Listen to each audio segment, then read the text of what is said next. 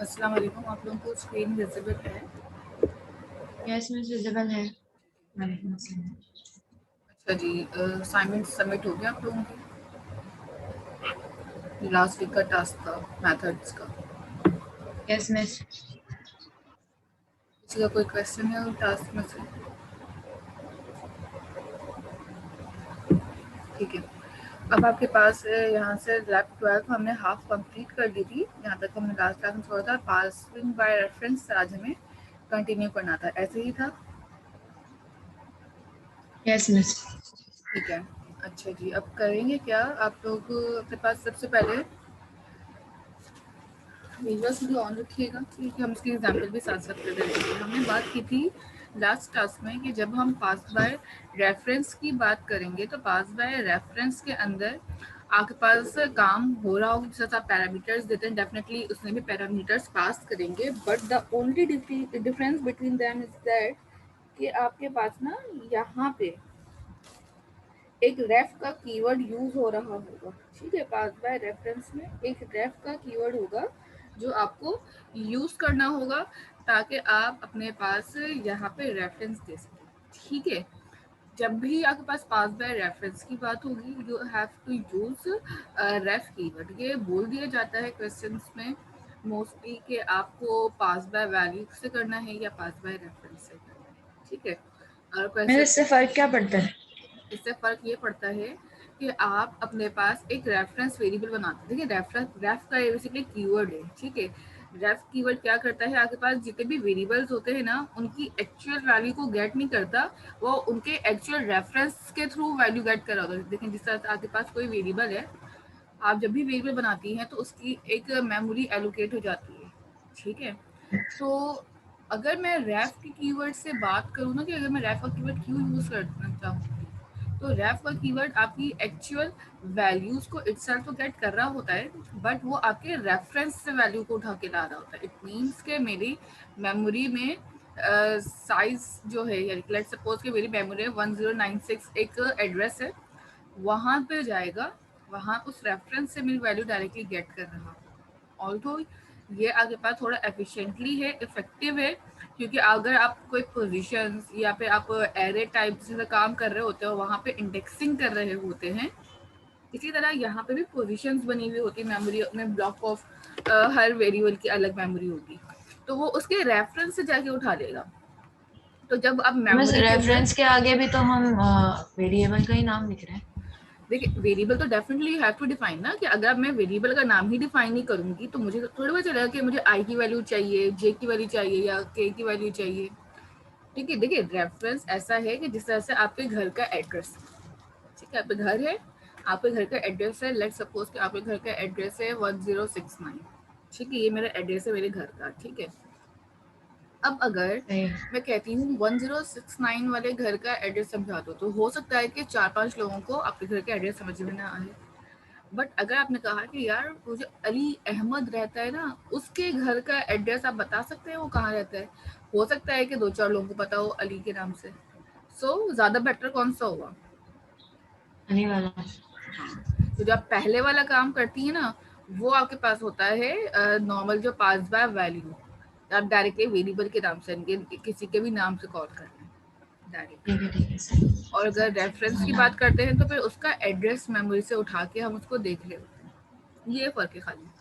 ठीक है, यानी अच्छा, रेफरेंस है वो पाथ की तरफ डायरेक्ट कर देगा। Exactly exactly. सही। अब आपके पास रेफरेंस का जब आप काम करेंगे तो आपने कुछ ज़्यादा चेंजेस नहीं करनी है, आप सिंपल वैसे ही काम करेंगे, बस आपके पैरामीटर्स और आपके आर्ग्यूमेंट्स इन दोनों में सिर्फ और सिर्फ एक चीज़ आ जाएगी, और वो क्या होगी यहाँ पे, सिर्फ ये रेफ का कीवर्ड, एंड दैट्स इट। रेफ का कीवर्ड आपको इंडिकेट कर रहा होता है कि यहाँ पे मैंने एक रेफरेंस पास किया है।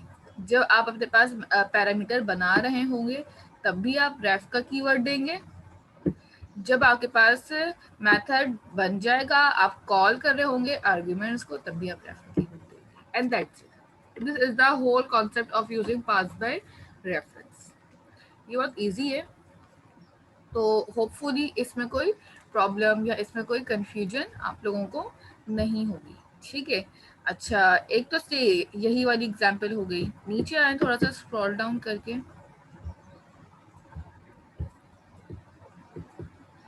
आउट पैरामीटर एक होता है आपके पास, आपने भी एक रेफ पैरामीटर देखा है। अब एक होता है इस तरह आउट। पहले आउट पढ़ने से पहले हम रेफरेंस पैरामीटर के एग्जांपल परफॉर्म कर लेते हैं, उसके बाद फिर हम अपने पास आउट पैरामीटर के बारे में बात करेंगे कि आउट पैरामीटर आपके पास किस तरह से काम करेगा।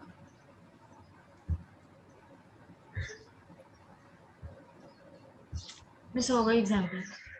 ठीक है, मैं आपके पास विजुअल स्टूडियो ऑन कर लेती हूँ, आपको जिनका ऑन नहीं हुआ है वो ऑन करना है।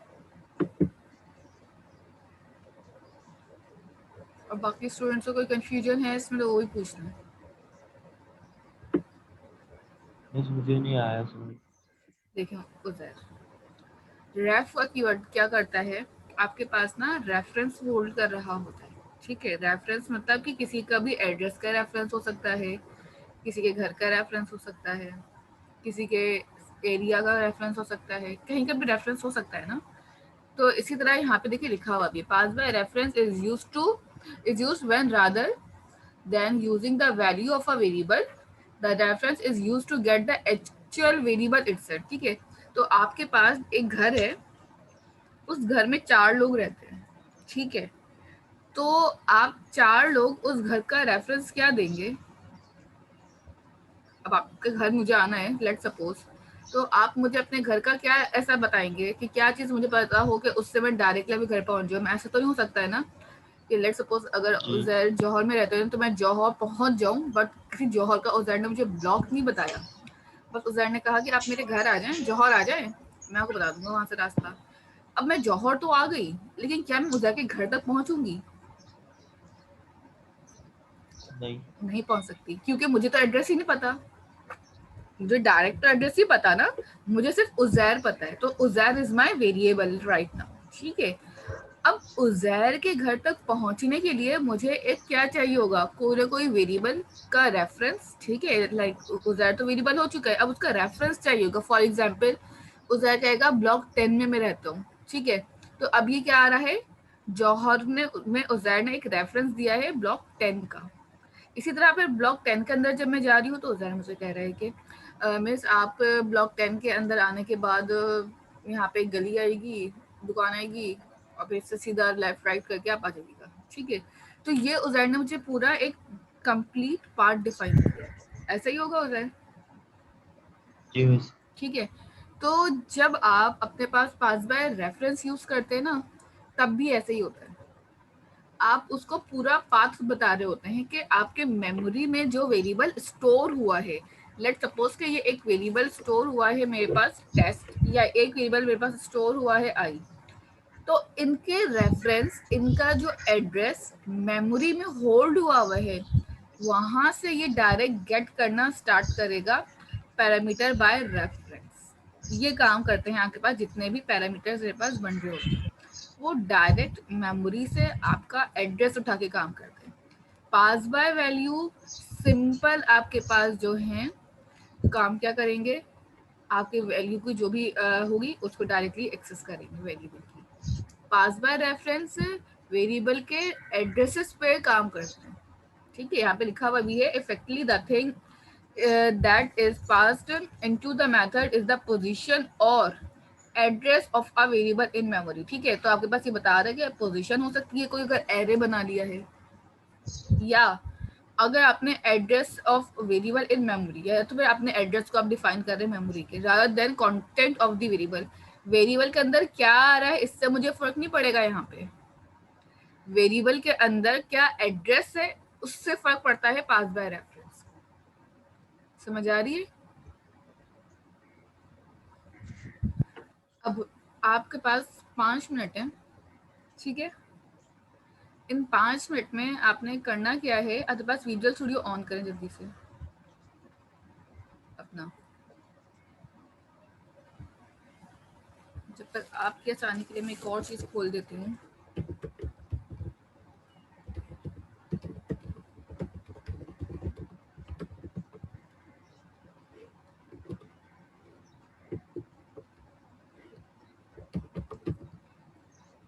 और ये वाली एग्जाम्पल परफॉर्म करें फटाफट, और फिर मैं बताऊंगी कि इसमें क्या क्या इशू है। तो मेरा VS ऑन हो रहा है। कौन सी वाली में? जो अभी मैंने करवाई ना पास बाय रेफरेंस वाली बताइए, ये वाली परफॉर्म करें अपने पास जल्दी।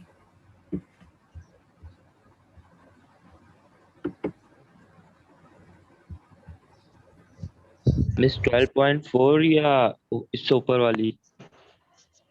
उससे ऊपर वाली तो दूसरी है। 12.4 बेटा, 12.4। नहीं 12.3 तो आपने कर ली लास्ट टाइम।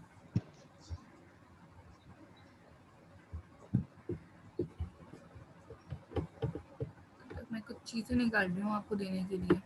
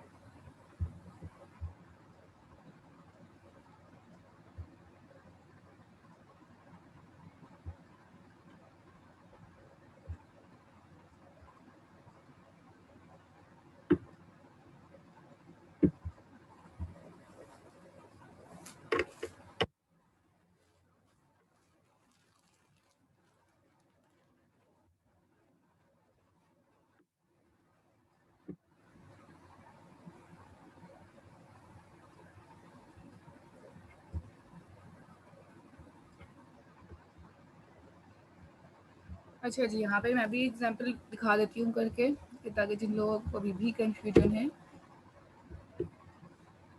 वो और क्लियर हो जाए।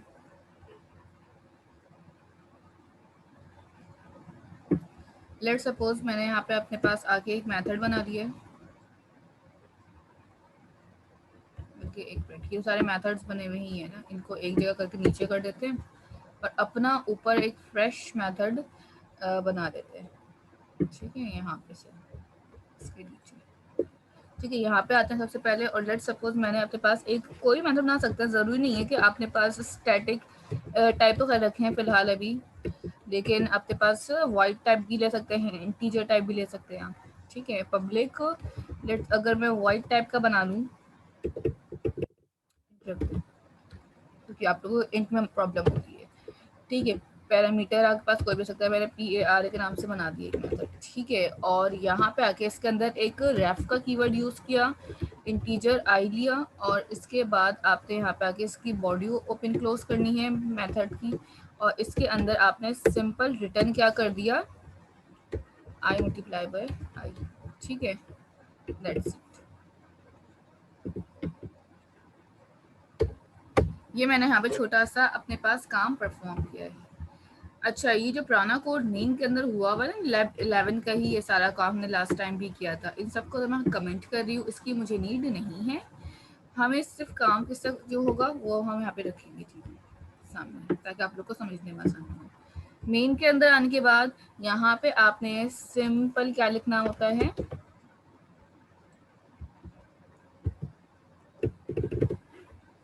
पब्लिक के बाद में स्टैटिक भी यूज नहीं किया है। ठीक है, तो आपने यहाँ पे लिखा पैरा, और इसके अंदर आपने रेफरेंस बनाया, और रेफरेंस बना के आपने सिंपल यहाँ पे आउटपुट। अच्छा, अगर मैं यहाँ पे रेफ का कीवर्ड ना डालूं और डायरेक्टली कोई भी वैल्यू लिख दूं, ठीक है, लेट्स सपोज यहाँ पे मेरे पास एक टेबल बना हुआ था इंट टेस्ट। ठीक है, अब इस टेस्ट के वेरिएबल के अंदर लेट्स सपोज 45 मैंने डाल दिया है, और यहाँ पे मैंने पास कर दिया 45। ठीक है, तो ये मुझे एक एरर देगा, one argument must be pass with ref keyword. ठीक है, तो आपके पास रेफ का कीवर्ड अब यहाँ पे मैंडेटरी है। अगर यहाँ पे नहीं होता, यहाँ पे भी रेफरेंस देने की जरूरत नहीं थी, लेकिन अगर आपने रेफरेंस यूज किया है तो आपको पास करना लाजमी है।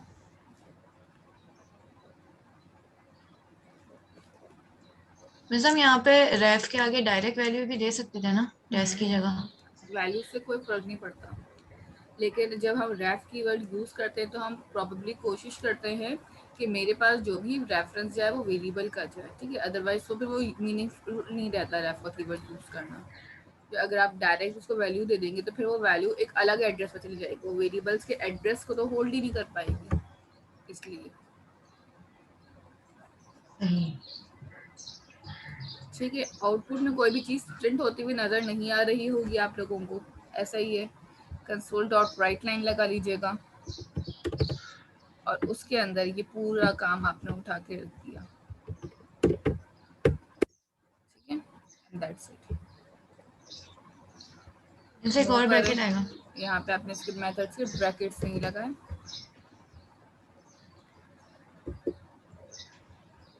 अच्छा सही है, सॉरी।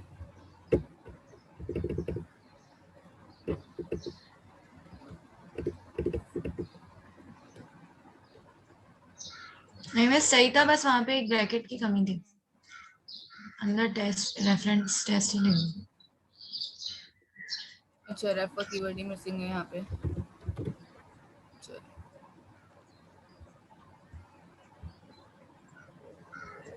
आगे देखा वैल्यू क्या आई है आपके पास 20 25। क्या आपके पास आउटपुट में वही वैल्यू आ रही है या आपने जो वेरिएबल की वैल्यू पास की वो वैल्यू आ रही है? 45 into 45 आ रही है ना, 45 into 45 आ रही है, सही है। अगर ये तो चलो आसान सी एग्जांपल है, इसी तरह की एक और चीज है आपके पास। तो ये तो रेफ का कीवर्ड था, इसी तरह का एक और कीवर्ड होता है मेरे पास, आउट पैरामीटर। रेफ एक पैरामीटर, देखिए छोटे छोटे कीवर्ड्स हैं बेसिकली। ठीक है, इन कीवर्ड्स का काम बहुत ही माइनर सा होता है, इनका काम बहुत ज्यादा कोई मुश्किल नहीं है, बट आपको समझ जाना चाहिए कि आप इस काम में कर क्या रहे हैं। ठीक है, लेट सपोज मेरे पास यहाँ पे है आउट पैरामीटर, एक रेफ पैरामीटर था। अब इनके ना कुछ क्वालिटीज है जो आपको पता होनी चाहिए। Sometimes functions are required to output more than one value from a single routine. Sometimes ऐसा होता है कि आपको एक ही वक्त में एक ही वेरिएबल के अंदर बहुत सारी वैल्यूज चाहिए होती है। ठीक है, रूटीन का मतलब क्या है? Single routine. ये लास्ट क्लास में आपको बता चुके हैं हम बात। रूटीन किसे कहते हैं?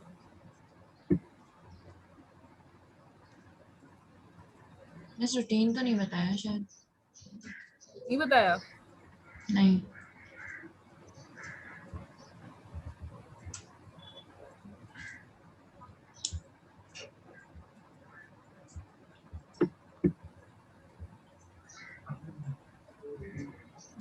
क्या लिखा हुआ है?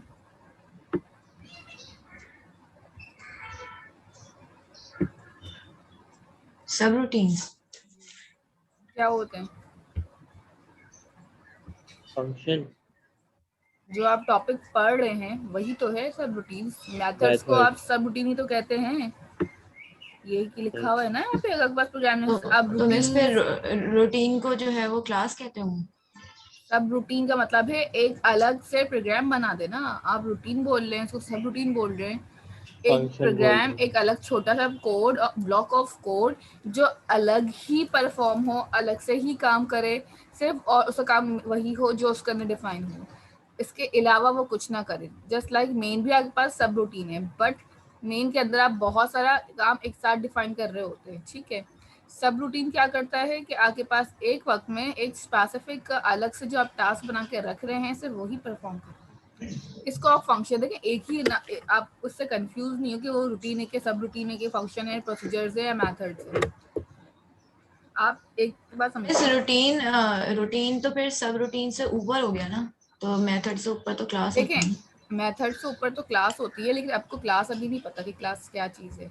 तो आपके लिए इस वक्त जो है मेथड्स जो होंगे वो रूटीन भी कह सकते हैं और सब रूटीन भी आप फिलहाल कह सकते हैं, क्योंकि अभी आपने ऑब्जेक्ट ओरिएंटेड कॉन्सेप्ट नहीं पढ़े, तो इसलिए अभी आप उस पर ही जा सकते हैं कि आपके रूटीन और सब रूटीन में हम डिफरेंस कर सकें, इसलिए मैं नहीं सही बता है। रही थी। ठीक है, दूसरा एक और जो है यहाँ पे हो सकता है पेपर में आपके पास इन्हीं नामों से कोई आ जाए कि आप एक सब रूटीन बना लें, एक आपके पास प्रोसीजर बना लें।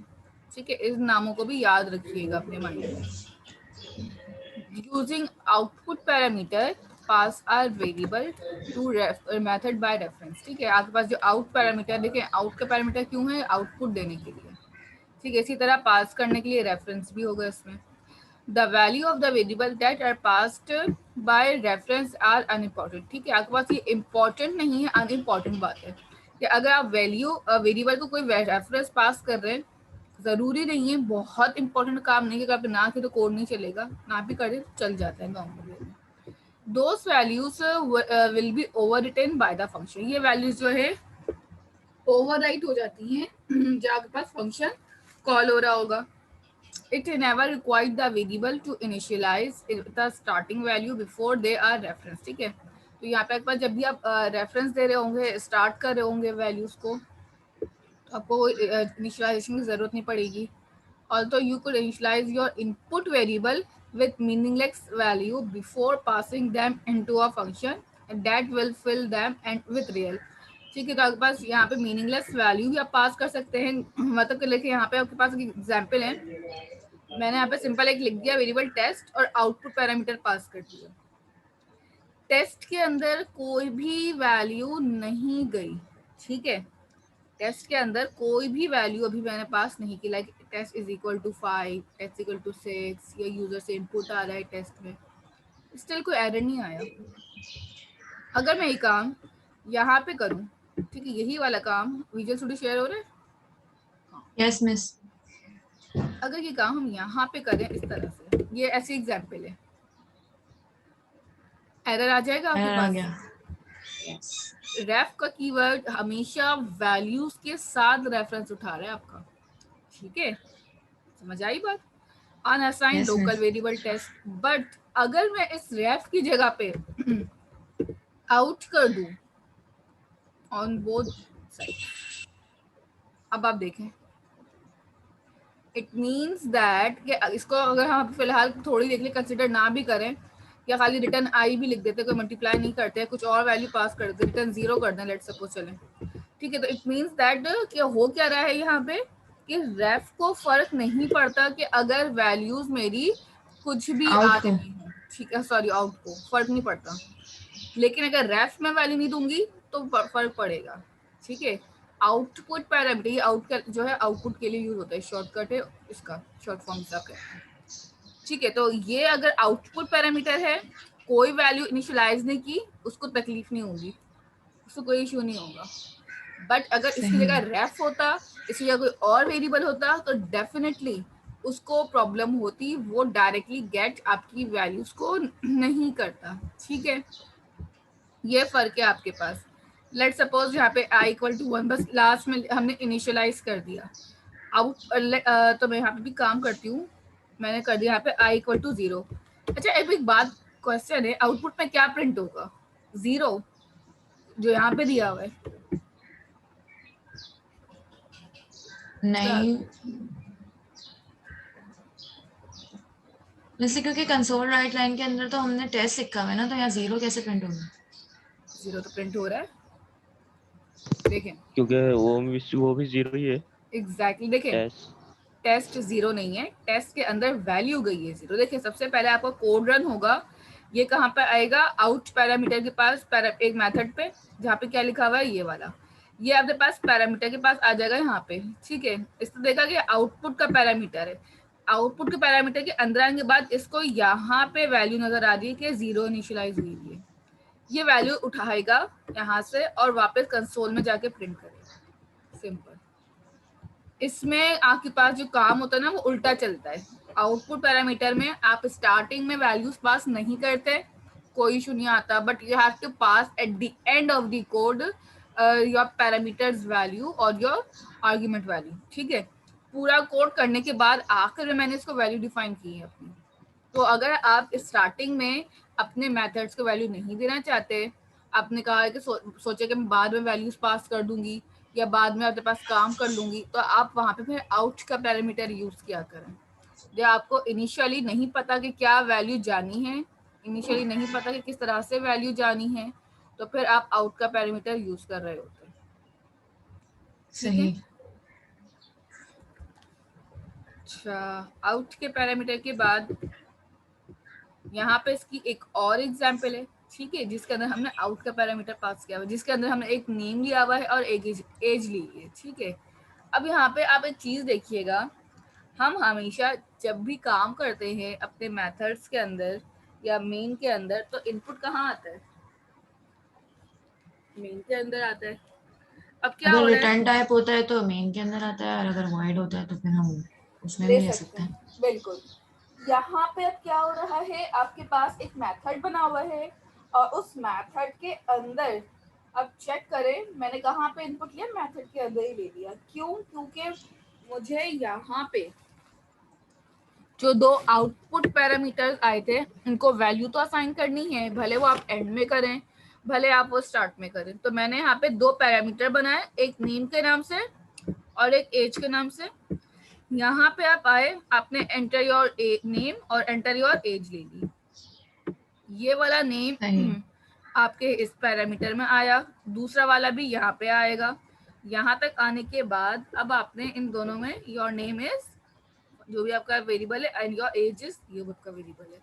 तो इन शॉर्ट आपके पास यहाँ पे भी काम वही है। देखिए, काम करने का तरीका ना सबका सेम है, बस थोड़ी सी टेक्निकली चीजें चेंज हो जाती हैं बैक एंड से, अदरवाइज काम तो वही हो रहा है ना, वही इनपुट आ रहा है, वही बस यानी यहाँ मैसेज आ पर रहा है। इन्होंने पर्सन नेम के अंदर नीचे वाला नेम जो है वो पुट किया है, एग्जैक्टली। आउटपुट किया उसने। अच्छा, ये थोड़ा सा घुमा के हो रहा है काम। बिल्कुल, इसमें थोड़ा सा लॉन्ग वे आ जाता है आपके पास अगर आप आउट पैरामीटर यूज कर रहे होते हैं। अगर आपने आउट यूज नहीं करना, आप डायरेक्टली भी कर सकते हैं। ठीक है। तो जैसे अगर इन हम यहाँ शॉर्ट पर ये जो आपने लिखा हुआ है ऊपर रीड परसेंट आउट के आगे डायरेक्ट अगर हम नेम लिखते तो ये क्या नहीं आता? नहीं कौन सा वाला, ये मेथड के अंदर आउट के अंदर डायरेक्टली आ नहीं, जाता, आ जाता। मिस ऊपर ऊपर ऊपर ऊपर देखें, ये जो रीड पर्सन लिखा हुआ है हाँ मेन के हाँ, मेथड के अंदर, जी यहाँ पे जी, आउट के आगे इन्होंने अलग से वेरिएबल लिखा हुआ है पर्सन नेम का। अगर हाँ ये इसकी जगह बनाया हम हुआ है, ये जी, बनाया हुआ अगर है इसकी देखिए। जगह अगर हम नीचे वाले मेथड नहीं से नहीं नहीं नेम नहीं नहीं ले सकते। नहीं, देखे ना, ब्लॉक स्कोप सही। अलग होगी ना, ब्लॉक ऑफ कोड, कोड इसका जो कोड है उसका जो ब्लॉक बना हुआ है वही क्लोज हो गया। ठीक है। इसके यहाँ से यहाँ तक की खाली लाइफ लाइन है ना, कि आपके घर के अंदर कह लें या इस पूरे ब्लॉक के अंदर जितना भी कोड है सिर्फ वहीं पे ही इसके लोकल वेरिएबल एक्सेसिबल है, इसके सही सही बाहर सही। वो वेरिएबल एक्सेसिबल नहीं होंगे। ओके, मैं समझ आ गया। ठीक है। इसको भी परफॉर्म करें जल्दी से और फिर हम आज के अपने मेन टॉपिक की तरफ चलेंगे कि इसके बाद क्या मेन टॉपिक हमारा। एरे में मैंने सुना है बहुत सारे लोगों को मसले हो रहे हैं, क्यों जैर? जी मिस। एरे में क्या मसले हैं बताएं। इस एरिया में मसला ये है कि क्यों यूज करते हैं, हम्म यूज क्यों करते हैं ये समझ नहीं आया, या फिर यूज इसलिए करते हैं कि जब हम्म मल्टीपल वैल्यू लेते हैं ना हम, या ठीक है। मतलब इंटीजर वगैरह जैसे कोई लेते हैं हम, तो उसके लिए यूज करते हैं कि जब हमें ज्यादातर वो लेने हो उसके लिए हमें बार बार यूज ना करना पड़े इंटीजर एरे तो ये एरे तो आपने वेरिएबल पढ़ा है। वगैरह जो है हमें बार बार ना लेना पड़े एक ही दफा लेके। अच्छा, ठीक है। और ऐसे हो गई एग्जाम्पल। ठीक है, मसला कहाँ है, मुझे और मसला सुनना है। मसला पहले मुझे पता चले कि आपका एरे में सबसे इशू क्या है।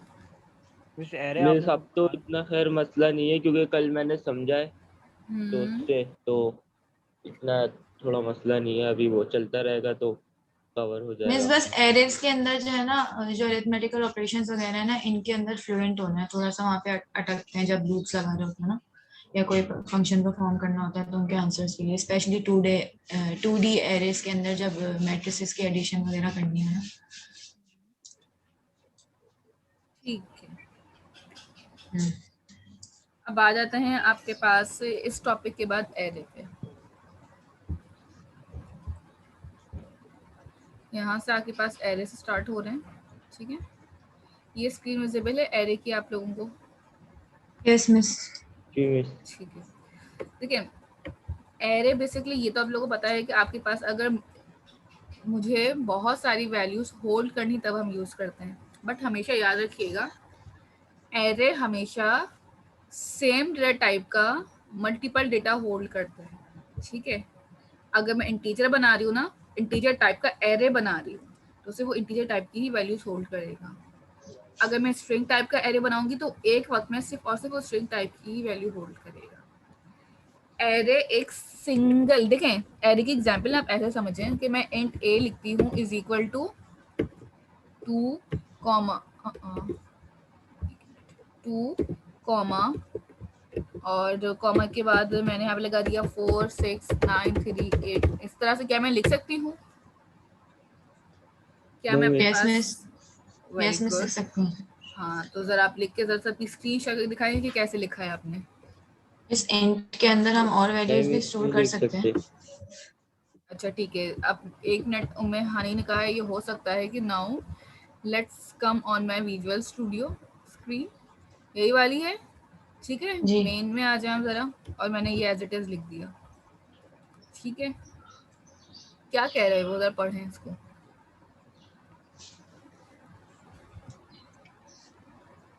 क्या कह रहे हैं? इसके लिए मिस हमें इंटीजर लेना पड़ेगा और वेरिएबल लेना पड़ेगा, जैसे A B C D E F G, इस तरह लेना पड़ेगा सबके साथ। A single variable can only hold a single value at a time।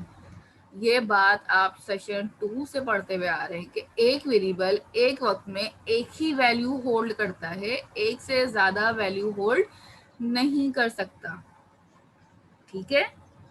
अगर मुझे एक से ज्यादा वैल्यू एक ही वेरिएबल में होल्ड करवानी है then I have to use array. आई समझ? सही। एक वक्त में एक वेरिएबल सिर्फ और सिर्फ एक ही वैल्यू होल्ड कर सकता है, इससे ज्यादा उसकी कैपेसिटी नहीं है। आपके पास एक पानी की बोतल है, ठीक है, छोटी सी बोतल है वो, आप एक वक्त में उसमें क्या डालेंगी?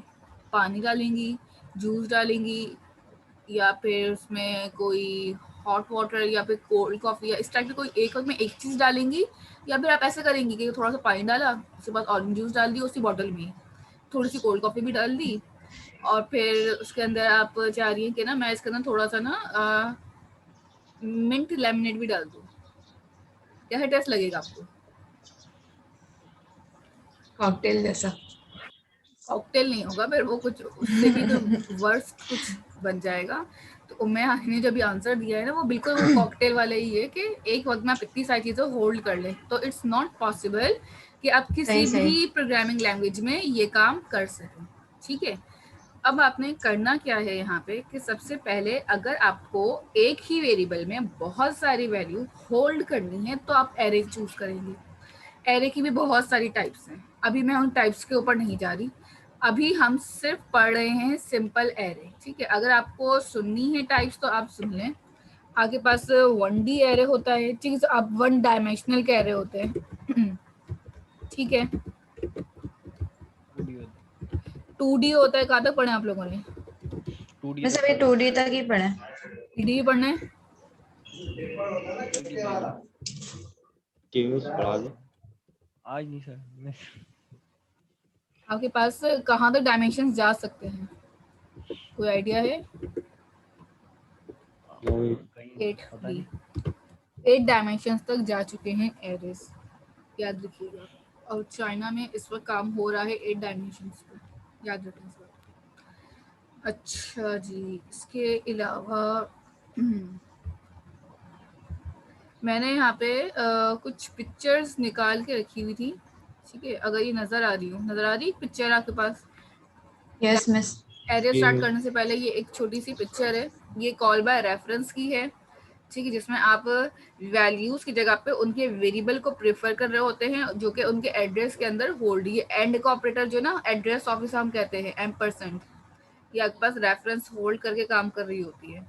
इसी तरह मेरे पास आई थिंक एक और पिक्चर मैंने यहीं पे रखी थी डेस्कटॉप पे, ये आपके पास है कॉल बाय वैल्यू की, जिसमें आप सिंपल काम कर रहे होते हैं। दो आपके पास फंक्शन कॉल हुआ, फंक्शन से वैल्यू डायरेक्टली पैरामीटर्स में वो मेथड की पैरामीटर में आई और वहां से उसने काम कर लिया। ठीक है, इसी तरह ये पिक्चर तुमसे ले लीजिएगा। ये तो नॉर्मल वाली बतानी है। बिल्कुल नॉर्मल वाली। और एक ये है आपके पास जिसके अंदर रेफ का, आउट का और इन कीवर्ड। ठीक है, आपने इनका कीवर्ड तो खैर नहीं पढ़ा है ना, तो आप इनका कीवर्ड छोड़ने फिलहाल। ये रेफ का और आउट का पैरामीटर है। ठीक है, इनके यहाँ पे पॉइंट्स लिखे हुए हैं, की पॉइंट्स। ये पिक्चर्स मुझसे ले लीजिएगा। ठीक है, ये बना के इसलिए रखी हुई है ताकि अगर किसी को चाहिए हो तो इनसे डिफरेंस पढ़ सकता है, या फिर अपने पास डिफरेंस में भी पॉसिबल आ जाए। ठीक है, देखिए लाइक का डिफरेंस में क्या लिख सकते हैं, only for output not for the input, for input and output both. ref keyword must be initialized before passing its value, don't require to initialize। ठीक है, तो इट्स ये पूरे डिफरेंस बन सकता है आपके पेपर में अगर कभी आज